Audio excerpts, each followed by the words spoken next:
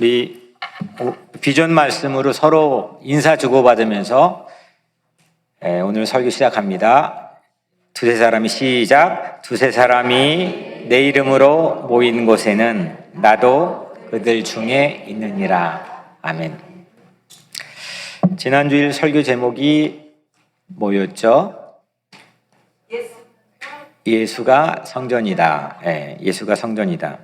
첫째는 청소는 생각을 바꾸고, 둘째, 청소의 파랄은 버리는 거고, 셋째, 청소는 새로운 공간을 창출한다. 이런 청소의 일반적 컨셉을 가지고 말씀을 통해서 설교를 나누었죠. 지난주일 모처럼 코로나 때 하지 못했던 대청소를 교회에서 온 성도들과 함께 했습니다.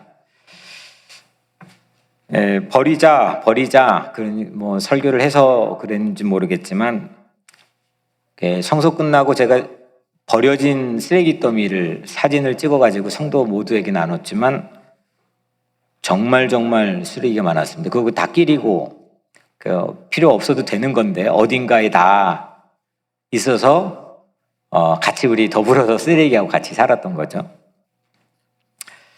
그게 없다고 해서 한 주일 동안 교회가 망하지 않았습니다. 특별히 우리에게 위해가 오는 일이 없었습니다. 우리 안에 있던 것들도 마찬가지로 버려야 될 것들이 적지 않을 거라고 생각을 합니다. 이런 기간을 우리가 잡지 않으면 사실 쉽지 않거든요. 그래서 그런 기간 잘 활용하기를 바라고, 오늘 설교 제목은 방주는 시간의 중심이다. 방주는 시간의 중심이다인데, 이거를 소제목을 굳이 좀 달아보자면 방주가 성전이다. 지난주는 예수가 성전이다. 오늘은 방주도 성전이다. 방주가 성전이다. 이렇게 소제목도 달아볼 수 있을 것 같습니다. 왜냐하면 여튼 홍수는 모든 걸 쓸어버렸잖아요.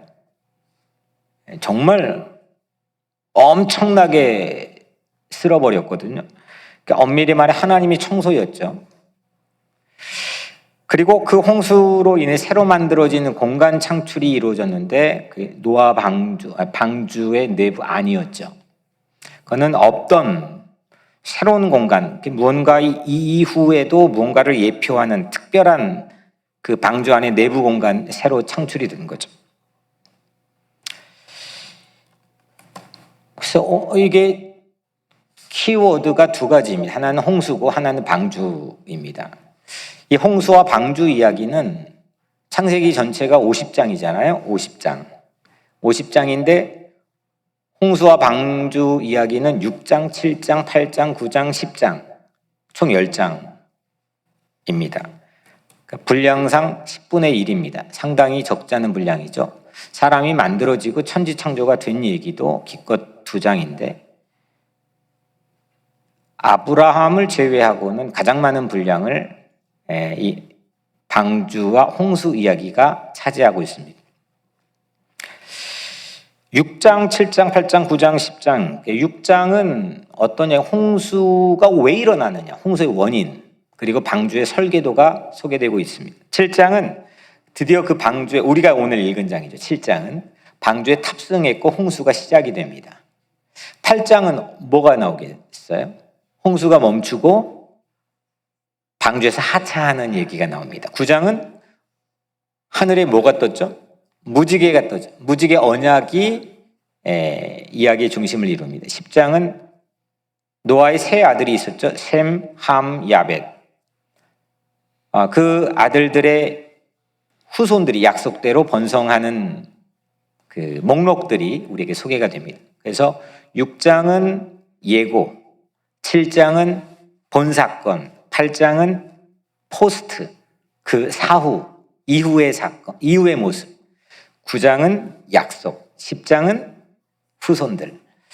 대충 이런 정도인데 전체적인 조감도를 그려봤습니다. 홍수와 방주의 이야기에. 거기에서 좀 좁혀서 7장, 그것도 10절부터 24절, 이게 홍수가 일어나는 가장 박진감 넘치는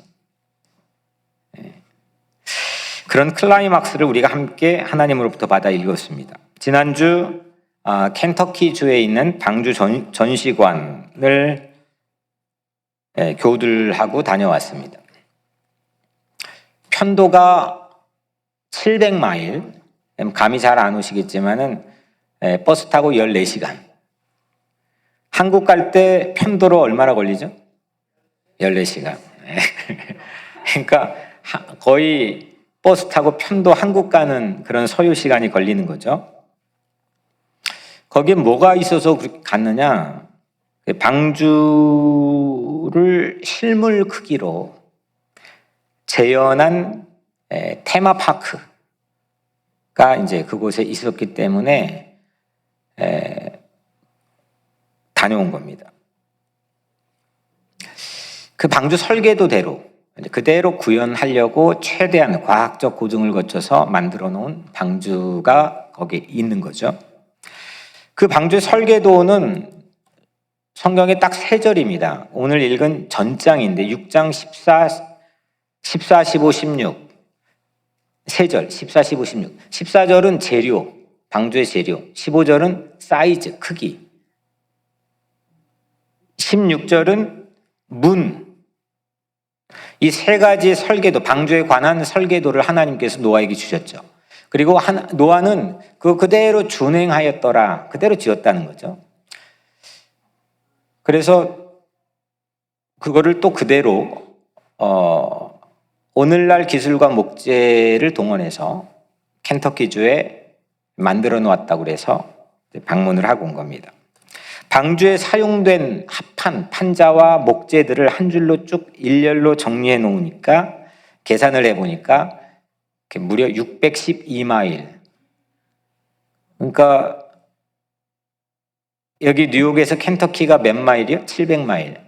거의 비등비등한 양의 판자, 나무가 사용된 겁니다. 목조 건축물로는 단연 세계 최고입니다. 그 방주를 처음 봤습니다. 처음 봤을 때 어떤 느낌이었습니까? 생각이 없었습니까? 놀라웠어요. 그냥 저도 와, 크다. 크다. 그냥 속으로 생각하면서 와, 정말 크다. 아니 이걸 노아가 어떻게 만들었지? 크다. 아니 지금 있는 이 방주도 2년 만에 걸쳐서 1억 달러를 투입해가지고 수없는 공법 난관을 뚫고 공법을 사용해 지었다고 하는데 그때 당시에 노아가 혼자 이거 어떻게 지었죠? 크다. 이게 여튼 누구나 갖는 그런 첫인상일 겁니다. 거기다가 오늘 우리 같이 읽었지만 들짐승, 그러니까 야생짐승이죠. 그 다음에 날짐승, 날아다니는, 그 다음에 집짐승, 가축이죠. 이 3가지 살아있는 모든 짐승들의 암수 한 쌍이 그 안에 다 들어갑니다. 얼마나 컸겠습니까? 방주 정말 컸습니다. 야, 그것만 보고 오면 되는 겁니다. 그래서 제가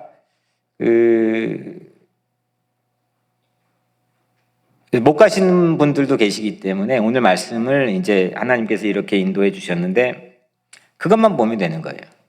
크다. 갔다 온 거죠. 다. 와, 크다.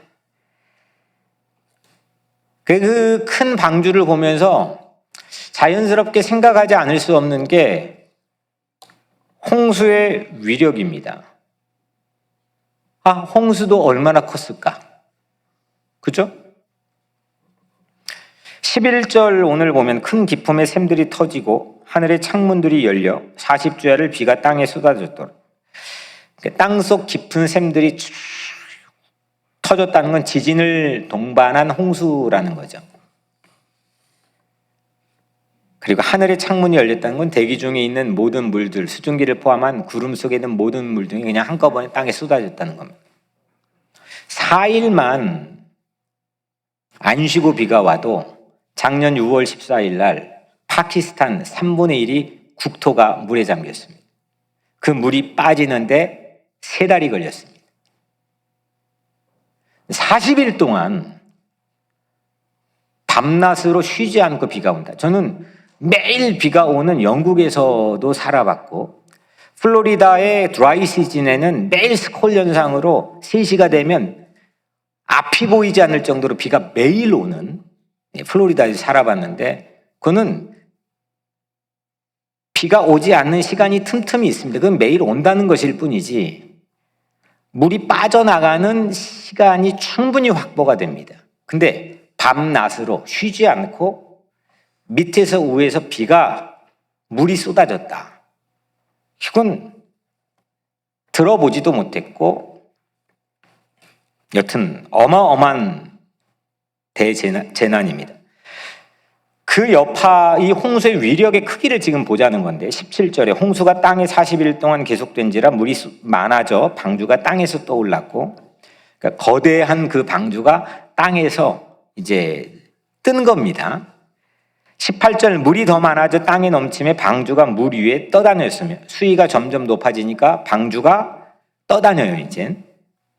19절, 20절, 물이 땅에 더욱 넘침에 천하의 높은 산이 다 잠겼더니 물이 불어서 15규빗이나 오르니 산들이 잠긴지라. 산들이 다 잠겼어요. 그리고 산 꼭대기 봉우리보다도 15규빗이 높아진, 15규빗은 6.8m인데 여튼 7m. 이 방주의 높이는 30규빗, 대략적으로 한 13m, 14m 되는 겁니다. 빌딩인 거죠. 근데 그거의 거의 절반 정도 되는 15규빗, 한 7m 정도가 봉우리보다도 더 높은 높이였다는 겁니다. 다 잠겼습니다. 엄청 큰 거죠. 그 물 위를 방주가 항해합니다. 22절, 23절에 숨어 있는 것은 다 죽었더라. 숨이 있는 것은, 숨어 있는 것 말고 숨이 있는 것은 다 죽었더라. 지면의 모든 생물을 쓸어버리시니 다 죽었습니다. 살 수가 없죠. 뭐 키를 이렇게 한다고 키가 누가 크고 적고, 이게 누가 더 높은 데 올라갈 수 있는, 라운지에 올라갈 수 있는 부가 있고 상관이 없습니다. 다 죽었습니다. 마지막 24절엔 물이 151일 땅에 넘쳤더라. 그러니까 40일 동안 쉬지 않고 비가 오고 홍수의 위력이 그대로 150일 동안 유지가 된 겁니다. 150일, 5개월 동안 지속된 홍수. 이거는 전에도 없고 후에도 없는 전무후무한 지구의 최대 재난입니다. 홍수의 위력이 거의 상상 불가입니다. 홍수가 얼마나 컸는지 짐작이 잘 되지 않습니다, 사실. 방주도 크기를 보면서 야, 방주 크다 하면서 홍수 크기는 짐작이 더 안 되었습니다. 본 적이 없거든요. 재현할 수도 없거든요.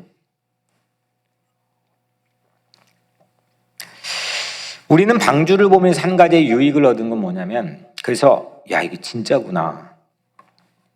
하나님 말씀이 더 잘 다 믿어졌다고 이구동성으로 말했습니다. 그러니까 믿음이라는 것, 신뢰라는 게 더 탄탄하고 공고해지는 역할을 해준 거죠. 근데 사실 솔직히 말해보면 믿음이 우리가 얼마나 허약하면 과학의 도움을 받을 때 사람들이 더 잘 믿겠습니까? 과학이 신앙의 전부가 될 수는 없는 거잖아요. 과학이 신앙을 설명하는데 결정적 동인의 역할을 할 수는 없는 거잖아요.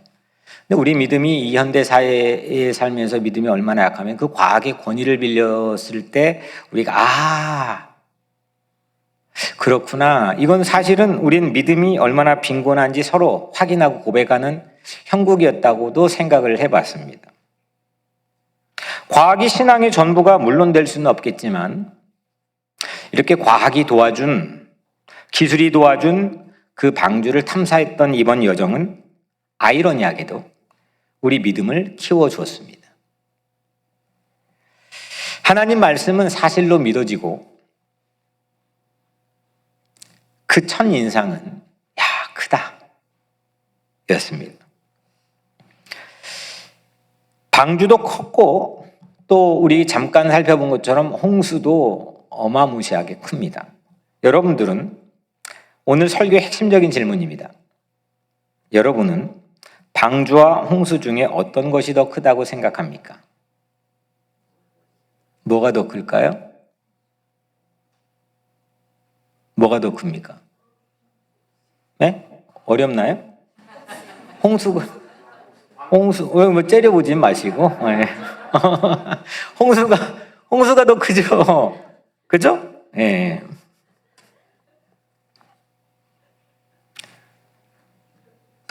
지구를 덮었거든요. 산 꼭대기보다 수위가 6m가 높았다는 거예요. 모두 죽었어요. 홍수의 크기, 위력 상상 불가예요. 상상이 어렵다는 거죠. 이 방주와 홍수 중에 무엇이 더 큽니까? 이 7장은 깊이 묵상을 해보니까 방주의 크기도 세밀히 우리에게 알려주고 또 홍수의 크기도 자세히 우리에게 알려줍니다. 크기의 사이즈의 대결 같습니다. 사느냐 죽느냐. 방주가 큰가? 홍수가 큰가? 방주와 홍수 중 무엇이 더 큽니까? 홍수가 일어날 수밖에 없었던 원인, 이 원인은 인간의 포악함이었습니다. violence, 폭력. 6장 13절에 보면 모든 혈육 있는 자의 포악함이 땅에 가득함으로 그 끝날이 내 앞에 이르렀으니 내가 그들을 땅과 함께 멸하리라. 어떤 형태의 폭력인지는 다양하겠지만 그 사람 사이에 가지는 욕망이 부르는 폭력, 포악함, 거친 마음, 이것이 홍수를 불러왔습니다. 그래서 홍수는 우리는 뭐라고 생각하냐면 홍수의 뜻은 누가 가르쳐주지 않아도 그건 하나님이 하신 심판이다, 이렇게 우리는 생각하죠. 그죠? 홍수의 위력을 제가 잠깐 지질학자들의 도움을 얻어서 소개해 볼게요. 지질학자 70명, 세계 최고의 지질학자들이 70명이 2000년 6월 어느 날에 그랜드 캐년에 모였습니다. 그들은 서로 토론하고 발제하고 또 연구한 내용들을 서로가 확인하면서 한 가지 결론에 도달합니다. 이 그랜드 캐년은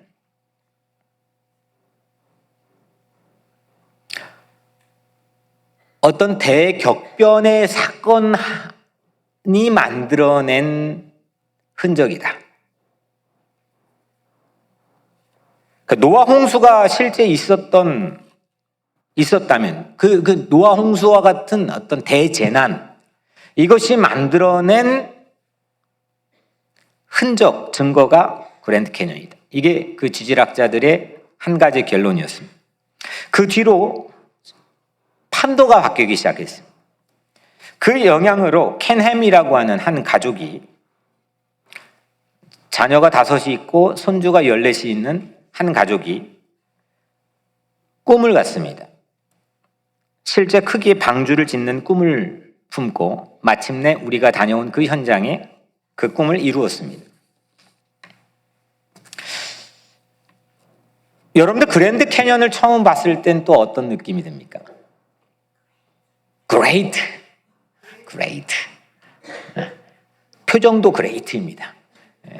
어떤 느낌이 듭니까? 그랜드 캐년, 와, 그죠? 막 저는 약간 현기증이 났습니다. 처음 봤을 때. 야, 이거 뭐지? 막 압도되었습니다. 이게 뭐지? 좀 약간 멀미날 것 같은 그런 현기증이 일어났습니다. 그리고 나서 한결같이 대부분의 사람들은 이렇게 그랜드 캐년이 지층으로 층층이 쌓여 있잖아요. 그걸 보면서 이야, 이거 오래됐겠다. 야, 이거 진짜 얼마나 되었을까? 이걸 지켜왔구나. 그런 감탄을 대부분의 사람들 인정불문하고 다 합니다. 그런데 이 지질학자들의 결론은 그랜드 캐년은 오랜 세월 동안 층층이 쌓여서 만들어질 수가 없다는 겁니다. 흙탕물 정도가 흘러서, 그게 아무리 수위가 높아도 흙탕물 정도가 흘러서 그 그랜드 캐년의 협곡이 446km, 서울에서 손정현 자매가 사는 부산보다 더 깁니다. 그랜드 캐년의 협곡이 어마어마합니다. 근데 그 협곡이 패여지는, 그게 흙탕물 정도만 흘러가지고는 그게 쌓이고 불가능하다는 겁니다. 뭔가의 격변, 어떤 격변의 사건이 반드시 동반됐다는 겁니다. 그랜드 캐년에 가면 제 경험으로는 화석을 어디 가든 가게에서 팝니다. 지구상 최고량의 화석이 발견된 곳이 그랜드 캐년입니다. 수십억 개의 화석이 발견됐습니다. 그런데 신기한 거는, 그들이 발견한 거는 이 화석층이 오래된 순서로 쌓이지 않았다는 겁니다. 여러분들 화석 뭔지 알죠? 죽은 동물이나 사람이나 뭐가 오랫동안 돌이나 흙에 그 모양이 그대로 남아있는 거 화석이라고 합니다. 오래된 화석, 가장 오래된 화석은 가장 밑에 있어야 됩니까? 위에 있어야 됩니까? 네? 무슨 그 당연한 걸 묻냐고 저한테 상당히 야박한 눈빛으로 보시는데 당연히 밑에 있겠죠. 그리고 가장, 그래도 지금으로부터 가장 가까운 시기에 만들어진 화석은 가장 위에 있는 게 정상이겠죠. 그런데 그랜드 캐년에 있는 수십억 개의 화석은 시대가 다른 화석이 위아래 구분 없이 뒤죽박죽 발견됐다는 겁니다. 그러니까 가장 가까운 시대일 거라고 추정되는 화석도 저 밑에서도 발견되고, 정말 오래된 화석인데 위층, 상층부에서도 발견된다는 거. 이거는 뭔가 대재난, 대홍수 같은 사건으로 만들어졌다는 거죠. 지질학자들은 그러니까 오늘 성경의 큰 기품의 샘들이 터진 이 지진, 해양 지진, 쓰나미를 몰고 온 해양 지진을 토양 액화라고 좀 전문적 용어로 부릅니다. 토양 액화. 이건 뭐냐면, 쓰나미가 일어나면요, 일본 그 지진 해양이 일어나 쓰나미 했잖아요. 그러면 우리는 수면 위로 이렇게 오는 집채만한 파도만 우리가 보지만, 그 수면 아래에서는 어떤 움직임이 있냐면 흙들이 들뜹니다. 서로 마찰력이 있는 게 흙인데 이 마찰력이 지로가 됩니다. 그리고 흙이 액체처럼 굴러다닙니다. 이걸 토양 액화라고 부릅니다. 그래서 물 아래로는 이 흙과 자갈이, 마찰력을 잃어버린 흙과 자갈이 약 100km의 속도로 이동합니다. 그리고 물 위로는 쓰나미가 비행기 속도인 900km로 물살이 이동합니다. 그러니까 위로는 비행기 속도, 아래로는 자동차 속도. 쫙 하고 쓸고 지나가는 거. 그랜드 캐년은 그런 대홍수가 아니면은 불가능한 거라는 겁니다. 그게 화석이 발견된 층이든 아니면 그 협곡이 파괴된 원인이든 전문가들이 여튼 그렇게 말합니다. 이걸 미루어 짐작해 보면 수십억 개의 거기에 그랜드 캐년의 화석은 죽은 다음에 차곡차곡 매몰되어 있지 않고 어떤 살아있는 순간에 거대한 흙더미가 확 일시에 덮쳐가지고 파묻혔다는 겁니다. 이런 대홍수는 우리 입장에서 보면 노아 시대의 이 대홍수뿐이라는 거죠.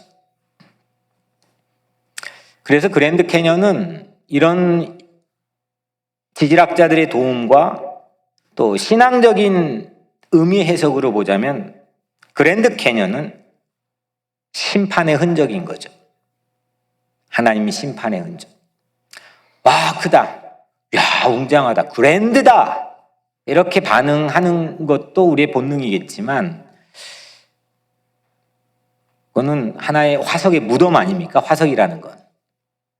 근데 그게 천천히 수만 년 동안 쌓여가지고 만들어진 무덤이 아니고 어떤 일시에 만들어진 그 어마무시한 서울에서 부산까지보다 더 긴 협곡에 만들어진 이 무덤, 거대한 무덤이라면, 이게 하나님의 심판이라면 옷깃을 여며야 되겠죠.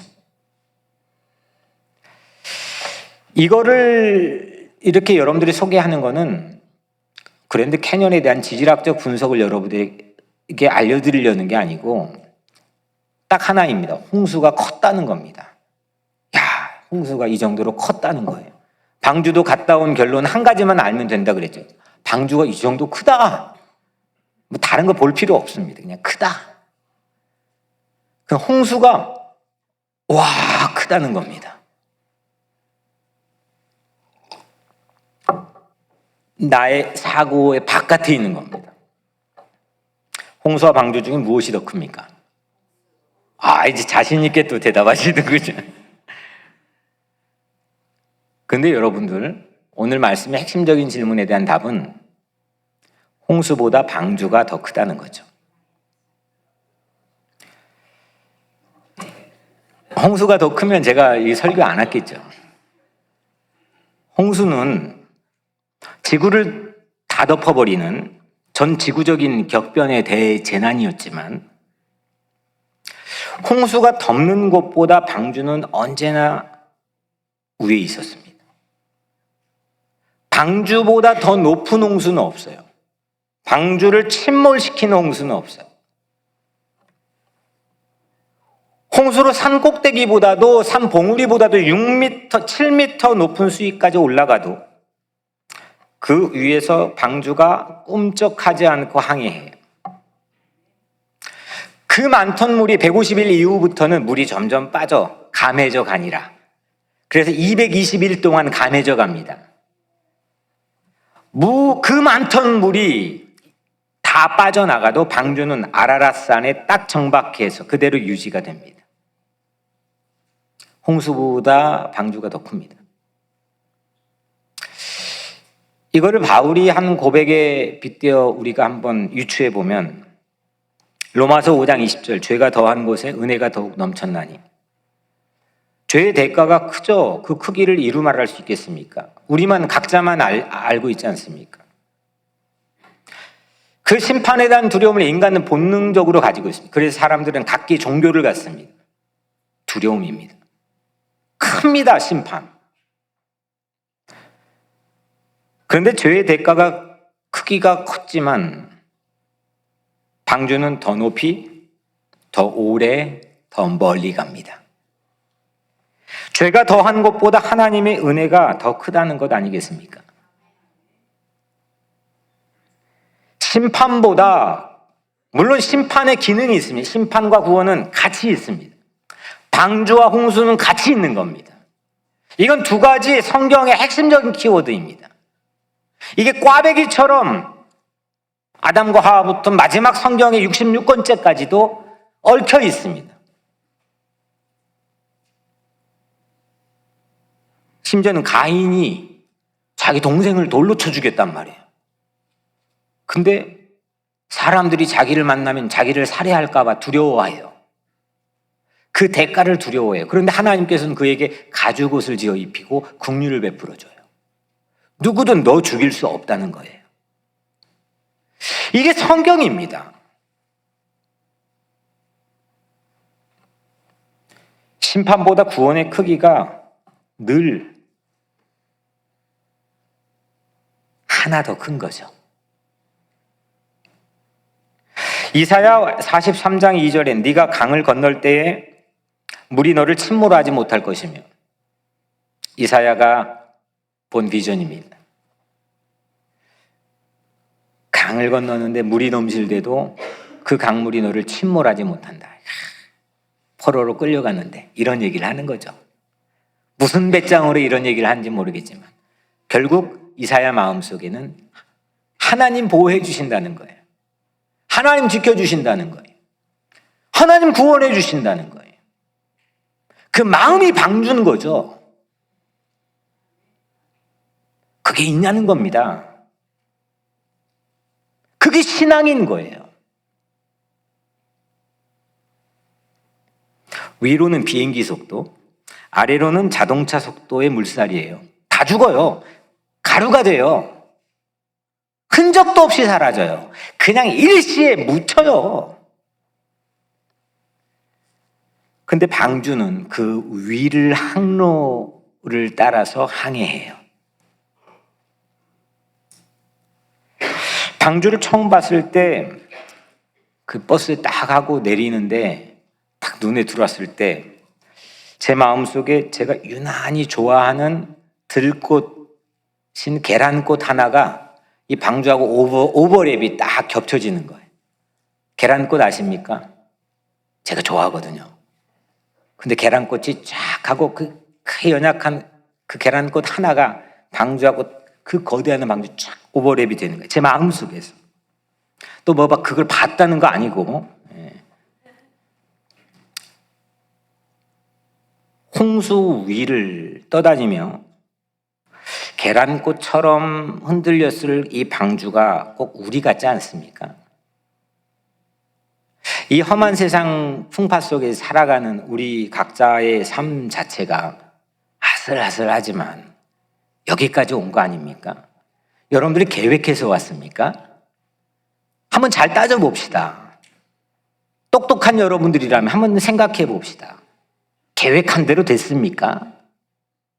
예정한 대로 왔습니까?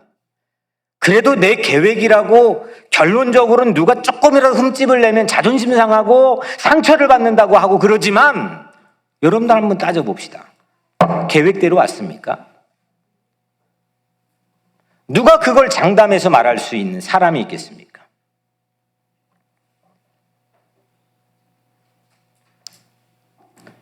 홍수 위를 계란꽃처럼 산들산들 흔들리며 아슬아슬 떠다녔을 그 방주. 그 방주가 꼭 우리 같다 생각을 해봤습니다. 그런데 그 방주가 좌초되었나요? 그 방주가 전복되었나요?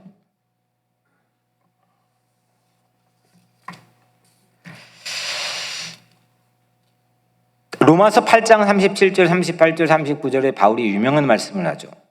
이 모든 일에 우리를 사랑하시는 이로 말미암아 우리가 넉넉히 이기느니라.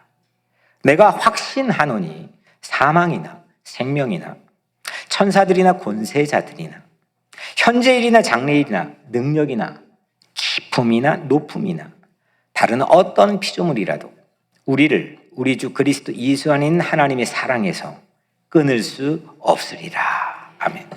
못 끊는다는 겁니다. 더 크다는 겁니다. 힘이 더 세다는 겁니다. 그분의 사랑이 크기 때문에, 그분의 구원의 의지 때문에, 그분의 섭리 때문에, 도무지 버릴 수 없는, 내치지 못하는 그분의 긍휼 때문에, 하나님의 사랑에서 우리를 끊을 수 있는 것은 있다 없다? 없다. 그분의 사랑보다 더 큰 건 세상에 없다는 거죠. 하나님의 구원 의지보다 더 큰 힘센 세력들은 이 땅에 없다는 겁니다. 그래서 홍수보다 방주가 더 큰 겁니다. 홍수가 더 큽니까? 방주가 더 큽니까? 네. 홍수가 크다는 걸 무시하는 것은 방종하는 사회가 될 거고, 분명히 그거는 우리 삶의 중요한 하나의 화두가 되어야 될 테지만 그 홍수보다 더 큰 거는 방주입니다. 이걸 신뢰하고 믿는 사람만이 희망을 얘기할 수 있습니다. 거친 광야에서 들꽃은 피어나고, 그 찬양 가사 있잖아요. 거친 광야에서. 파송의 노래인가? 예. 몰라요? 거친 광야에 들꽃은 피어나고 그 이사야 예언자가 꿈꾸는 거였거든. 거친 광야인데 산들산들 들꽃이 피어난다는 거 아닙니까? 이런 같은 맥락 아니겠어요? 내가 뭘 해서 어떤 아웃컴, 결론을, 성과를 가지고 사느냐로 우리는 판단하고 그걸, 그 크기, 그 사이즈를 가지고 살아가는 게 대부분인데 크지 말자는 겁니다. 내 안에 방주가 있다면, 내가 방주라면 거치는 광야, 넘실거리는 홍수, 위로는 비행기, 밑으로는 자동차 속도로 나를 휘몰아치는 엄청난 파고가 나에게 밀려와도 산들산들 아슬아슬 한 들꽃 같은 그런 삶으로 내가 비춰질지라도 하나님 나를 붙들고 계시다면, 그걸 신뢰하고 믿는다면 내가 내 삶에 대한 결과와 흔적을 가지고 살지는 않는 거죠.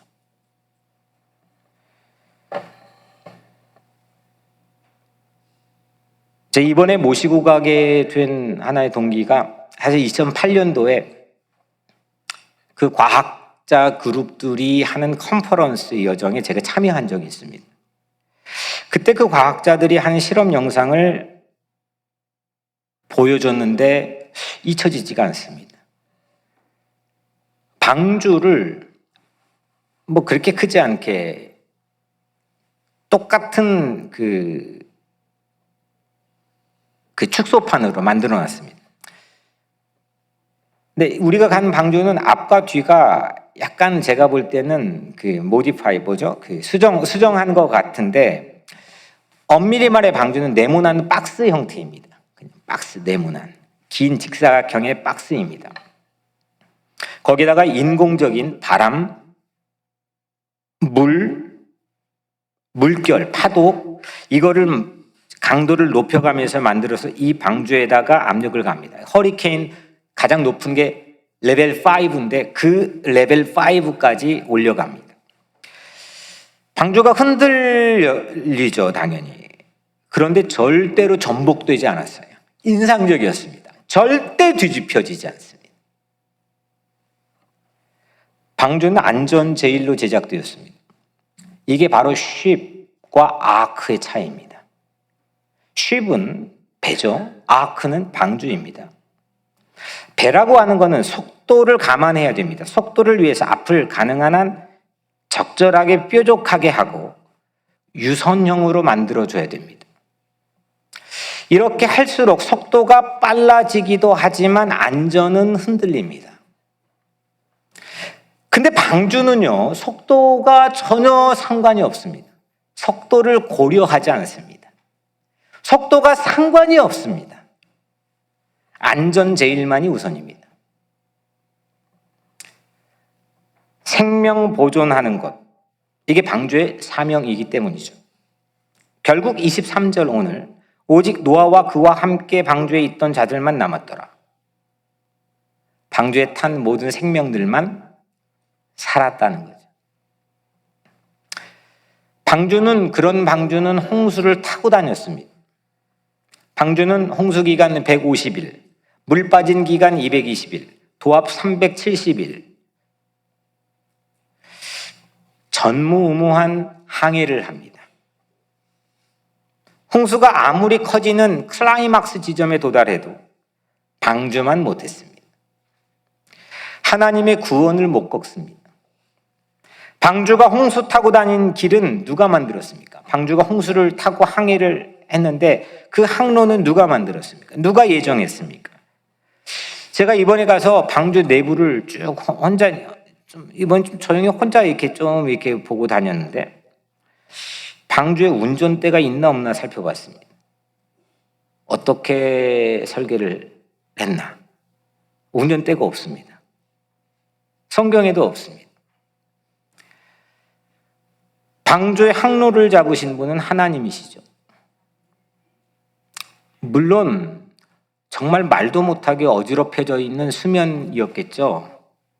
아니 그냥 뭐 폭우만 좀 쏟아져도 좀 짐작이 되잖아요. 근데 위로 900km, 아래로 100km 토양 액화 현상이 일어나면서 그걸 저탁류라고 부르는데 이게 막 진군하는데 수면이라는 게 뭐 어디가 수면이고 끝인지를 구분할 수 있겠습니까? 우리 인생이 그럴 때도 있겠죠. 무슨 길이 뭐였겠어요. 근데 방주만큼은 항로가 분명했죠. 방주의 항로가 홍수보다 더 큰 거죠. 하나님이 하셨죠. 이게 말씀을 준비하며 저에게 주신 감동입니다. 세상보다 구원받은 하나님의 자녀가 더 큰 거예요.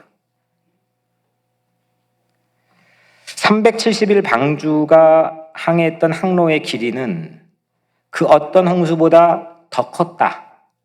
더 컸다.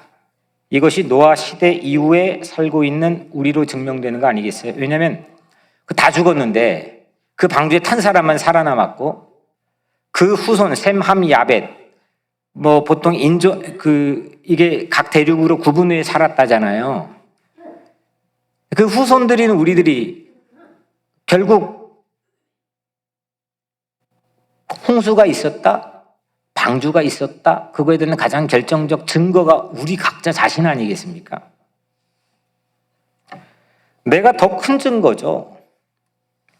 전시관의 방주 우리 찾아갔습니다. 그래서 하나님이 역시 하나님 맞았구나.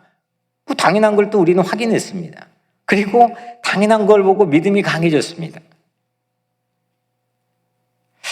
그 증거가 우리에겐 결정적 역할을 도와준 건 분명합니다. 하지만 그거보다 오늘 여러분들 각자 자신이 더 큰 증거라는 겁니다. 내가 증거죠.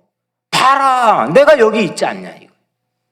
내 계획도 예정도 어떤 능력과 실력 발휘도 나는 턱없이 부족했고 빗나갔지만 여기 있다는 겁니다. 내가 증거입니다. 전시관 따로 갈 필요가 없는 거예요. 여기가 전시관이에요. 엄청난 전시관들이 여기 있는 거죠. 그거 보고 서로 보고 사는 거죠. 그게 하나님 자녀로 사는 거 아니겠습니까? 방주 전시관의 입장에 보게 된 순서가 있는데 들어가면 사운드가 막 풍호 소리가 청각까지 그렇게 움직여주는지는 잘 몰랐는데 처음 딱 들어가 보는 건 작은 가축우리, 그러니까 그 가축, 집에 기르는 가축을 어떻게 매니지를 했는지, 두 번째 스토리지, 창고, 물, 음식 이런 걸 어떻게 스토리지를 만들어 저장을 했는지, 그 다음에 큰 들짐승, 바깥에 야생으로 사는 들짐승이 그 우리에 들어와서 어떻게 매니지가 되었는지, 세 번째, 그 다음 네 번째, 특히 가축들을 어떻게 케어했는지, 이 시스템은 뭔지, 이를테면 똥은 어떻게 처리했는지, 물은 어떻게 먹였는지, 공기 순환은 어떻게 했는지. 그 다음에 한 가지 신기했던 건 노아의 학습장, 말이 되는 거예요. 왜냐하면 그걸 학습하지 않고 어떻게 했겠습니까? 노아의 학습장, 그리고 일터, 마지막 그 일행들과 그 많은 짐승들이 들어오고 나갔던 문 하나. 이게 그 전시관에 들어가 입장부터 배열된 순서입니다. 이제 다 갔다 온 거예요. 그죠? 네. 방주 내부에 관련해서 나올 질문들이 있잖아요. 그 질문들을 최대한 과학적 고증을 거쳐서 답하고 재현한 내부였습니다. 손색이 없었어요. 식수와 양식 어떻게 저장했을까? 많은 가축 어떻게 돌봤을까? 배설, 똥은 어떻게 처리했을까? 빛은 어떻게 그 내부에서 밝혔을까? 공기는 어떻게 순환에 질식하지 않도록 했을까? 그런 수많은 내부 질문들을 그 내부에서 답으로 우리에게 제시해주고 보여줬습니다. 여러분들 이걸 보면서 야 신기하다 이렇게 보고 하는 것도 의미가 있겠지만 교회는 이 방주 내부 구조와 같아야 되는 거죠. 어떤 재난에도 피난처가 되어야죠. 어떤 세상이 난리를 치는 재난이 있어도 교회는 교회만큼 피난처가 되어야죠. 이보교가 어떻게, 이민자 복교 네트워크가 어떻게, 2017년도에 교회가 피난처가 되겠습니다라는 캐치프레이즈를 가지고 시작했어요. 사랑으로 돌보고, 사랑이 없으면 그 지긋지긋해서 어떻게 계속 거기 370일 동안 살겠습니까? 나누는 것도 지혜롭게 하고 생명을 구조할 수 있는 그 방주 시스템으로 교회가 혁신해야죠. 그런 교회 구조가 올 한 해 우리에게 주신 그 교회 내부 구조의 중에 하나가 두세 사람 구조라고 저는 생각해요. 홍수는 방주를 덮치지 못했어요. 홍수는 방주를 앞서가지도 못했어요. 세상 풍파가 더 클까요? 교회가 더 클까요? 이제는 자신 있게 대답하시네. 교회가 더 크죠. 근데 우리 실질적인 모습은 늘 교회의 현상 자체를 세상의 기준, 뭔가를 각 샘플을 갖다가 비교합니다. 이거는 뭐 신앙적으로 복음적이건 아니건 전부 다 그런 트렌드입니다.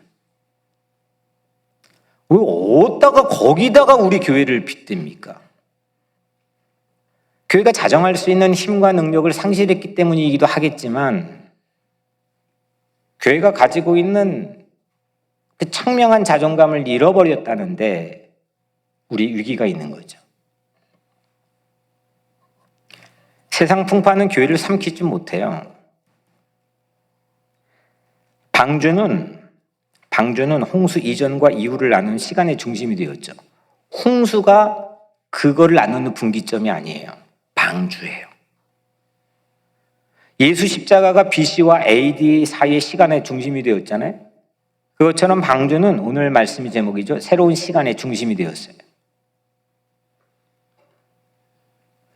코로나 이런 에도 우리는 포스트 코로나 이렇게 부릅니다. 프리 플러드, 그러니까 홍수 이전 시대, 플러드 피어리어드. 그 다음에 포스트 플러드 피어리어드. 홍수 사이에 두고 이전이냐 이후냐, 그 시간 중심을 삼는 거죠. 코로나, 포스트 코로나가 중심이라고 생각한다면, 홍수가 중심이라고 생각하면 우리는 그런 사고를 할 수 있겠지만 저는 거기에 전적으로 동의하지는 않아요. 물론 코로나가 듣도 보도 못한 인류의 엄청난 재난을 전 지구적으로 덮어버렸지만, 그래서 그걸 하나의 시간적인 분기점으로 삼았지만, 그래서 우리는 포스트 코로나 이렇게 부르지만 저는 홍수 같은 그 코로나가 더 크다고 생각하지는 않거든. 그 안에 우리를 생존하게 했고 사는 삶의 의미를 가지고 여전히 숨 껄떡껄떡하고 살게 오늘 이 자리에 앉혀놨고, 그리고 여전히 삶의 섭리와 하나님의 지혜와 경륜을 담아서 오늘 하루, 내일 하루를 살게 하신 여러분들이 곧 방주고, 여러분들이 곧 시간의 중심인 거죠. 오늘 서머타임이 시작됐습니다. 1시간 손해보니까 저는 설교 준비하면 이만저만 힘든 게 아니었는데, 그 시간의 중심은 지금은 영국의 그린위치 시간대에서 기준을 정합니다. 그건 자기들이 제국이었을 때 정한 거고, 20세기 이후부터 지금 달력을 시작한 거고, 19세기만 해도 전 세계가 달력이 다 달랐습니다. 시간은 누가 정하는 겁니까? 어디가 시작이고 어디가 끝입니까? 누가 중심인 겁니까? 모르는 겁니다. 하나님 정하시는 건데, 우리 각자 삶의 한 사람의 의미를 중히 여기시고 자녀 삼아주신 방주인 내가 새로운 날의 삶의 시간의 중심이 되는 겁니다. 왜 그런 자존감을 우리가 세상에 빼앗기며 살아야 됩니까? 세상 풍파가 우리 귀를 빼앗아 갈 때가 있습니다. 그 소음이 우리를 즐겁하게 만들고 두렵게 만들 때도 있습니다. 그런데 방주 안에서는 그 새로운 시간을 꿈꾸는 곳입니다. 교회라는 하나님의 방주를 함께 지어갔으면 좋겠습니다. 홍수보다 더 큰 방주, 세상 덤벼봐라. 홍수보다 더 큰 방주 우리 짓겠다. 그 사명을 우리 가슴에 품고 살아갈 수 있는 그런 뉴욕 우리 교회 성도 여러분들 되기를 축복합니다. 수십 년 동안 방주 지었잖아요. 120년 아니에요, 사실은. 120년이라고 어디 성경에 나온 적은 없는데 한 보통 뭐 70년, 80년 뭐 우리도 모르는 거지만 노아가 방주를 지었습니다. 뭐 수없는 사람들이 손가락질도 했겠죠. 이게 되나 돼? 이 오랜 기간에 너는 왜 그렇게 시간 허비해? 그런데 꿋꿋하게 꿈을 가지고 그 방주를 지었던 노아처럼 우리도 새 역사에 대한 꿈으로 방주를 지었으면 좋겠습니다. 여러분들이 각자의 실존의 방주, 가정의 방주, 그리고 신앙의 방주, 그리고 우리 교회의 방주를 함께 지어갔으면 좋겠습니다. 사랑하는 성도 여러분, 방주는 진짜였습니다. 홍수도 진짜였습니다. 물론 우리는 성경 말씀을 통해 충분히 너끈하게 믿어 의심치는 않지만 그걸 봤더니 와 이건 진짜였습니다. 크다. 근데 그 사실을 믿을 수만 있다면 물론 큰 유익입니다. 근데 여러분들 그건 믿음만 가지고서는 오늘 우리 각자 살아가는 삶의 현실엔 늘 다시 엎치락뒤치락 합니다. 그 믿음이 오늘 여기 바로 여기 우리의 삶에서 방주를 건조할 수 있는 믿음이 되어야 한다고 저는 생각합니다. 홍수보다 더 큰 방주. 홍수가 아무리 덮쳐도 비행기 속도, 자동차 속도로 나를 향해 올지라도 그 홍수보다 더 큰 방주를 항로를 정해 하나님이 인도하시고 붙드시는 그 방주를 내 가정에서 내 교회에서 건조하고 짓는 그 사명자가 되기를 주님의 이름으로 간절히 축복합니다. 기도하겠습니다. 은혜로우신 하나님 감사합니다. 우리 무엇하고 삽니까? 홍수만 바라보다가 홍수만 걱정하다가 우리 시간을 허비하고 있지는 않습니까? 홍수만 분석하다가 그거에 대응하다가 우리는 오합지졸되어 있지는 않습니까? 하나님, 홍수보다 더 큰 방주를 우리 각자 삶으로 주신 주님, 그 방주를 다시 짓는 우리 모두 되게 도와주옵소서. 예수님의 이름으로 기도드립니다. 아멘.